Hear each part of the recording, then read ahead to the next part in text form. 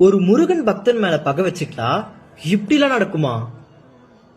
சினத்தவர் முடிக்கும் பகைத்தவர் குடிக்கும் செகுத்தவர் உயிர்க்கும் சினமாக சிரித்தவர் தமக்கும் பழித்தவர் தமக்கும் திருப்புகழ் நெருப்பென எரிவோம் யாம். திருப்புகழான சினத்தவர் முடிக்கும் அப்படின்னு சொல்லிட்டு இந்த திருப்புகழ்ல அருணகிரிநாதர் என்ன சொல்ல வர்றாரு அப்படின்னா, சினத்தவர் முடிக்கும் அப்படின்னா முருகன் அடியாரின் மேல் கோபித்தவர்களின் தலையும், பகைத்தவர் குடிக்கும் அவர்களை பகை செஞ்சவர்களும் அவங்களோட குடும்பங்களும், செகுத்தவர் உயிருக்கும் அவர்களை கொலை செஞ்சவர்களும், சினமாக சிரிப்பவர் தமக்கும் அவங்கள பார்த்து கோபமா சிரிக்கிறதும், பழிப்பவர் தமக்கும் அவங்க மேல தேவையில்லாம பழிகளை இடுவதும். திருப்புகழே நெருப்பென்று அறிவோம் யாம்.